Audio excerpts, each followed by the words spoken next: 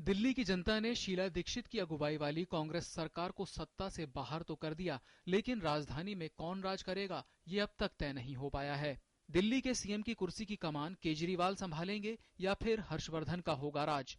मौजूदा हालात में दोनों ही खुद को कुर्सी से दूर रख रहे हैं। ऐसे में सबकी नजरें टिकी हैं उपराज्यपाल नजीब जंग पर। दिल्ली की विधानसभा की ताजा तस्वीर की बात करें तो बीजेपी और उसके सहयोगी दल शिरोमणि अकाली दल के पास 70 सदस्यों वाली विधानसभा में 32 विधायक हैं, जबकि आम आदमी पार्टी के पास 28 और कांग्रेस के पास 8।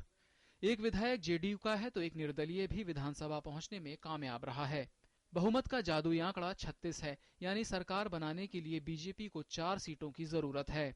अगर अन्य के हिस्से में आई 2 सीटों को भी मिला दें तो बीजेपी के पास 34 सीटें ही होंगी। केजरीवाल के पास भी बहुमत से 8 सीटें कम हैं। अगर बीजेपी और आप मिल जाएं या कांग्रेस आपको समर्थन कर दे तो सरकार बन सकती है, लेकिन आपने किसी को भी समर्थन देने और लेने से मना कर दिया है। इसी खंडित जनादेश की वजह से बीजेपी और आप दोनों ही विपक्ष में बैठने की मंशा जता रहे हैं, और जिसको विपक्ष में बैठने का जनादेश मिला है यानी कांग्रेस तो विपक्ष में बैठेगी ही। दिल्ली की जनता ने हमें सबसे बड़े दल के रूप में निश्चित रूप से अपना आशीर्वाद और विश्वास दिया है, लेकिन उन्होंने हमें इतना नंबर नहीं दिया कि हम मेजॉरिटी नंबर को पार कर सकें।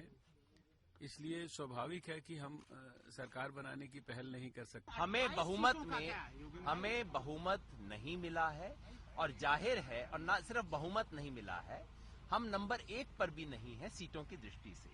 तो जाहिर है भारतीय जनता पार्टी, जिसे कि सबसे अधिक सीटें मिली हैं, उनका अधिकार है और उनकी जिम्मेवारी है कि वो सरकार बनाने की कोशिश करें।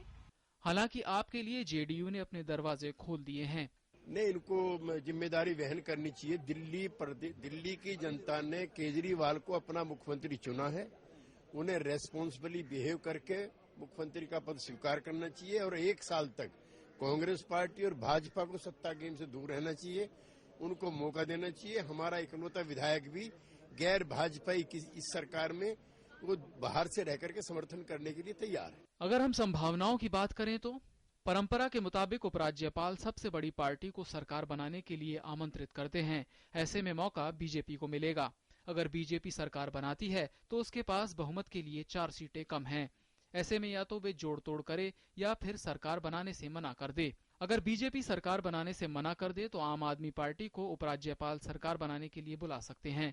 चूंकि आपने पहले ही कह दिया है कि वो उपराज्यपाल के बुलाने पर भी सरकार नहीं बनाएंगे, इसलिए राज्य में राष्ट्रपति शासन लगने का विकल्प ही बचता है। तमाम राजनीतिक दांवपेच के बाद अहम सवाल ये है कि क्या दिल्ली में फिर से चुनाव होगा? अब आगे क्या होगा? क्या राष्ट्रपति शासन लगेगा? क्या दोबारा चुनाव होगा? कुल मिलाकर मामला बेहद पेचीदा है और फैसला उपराज्यपाल के हाथ में है। Bureau report, DD news.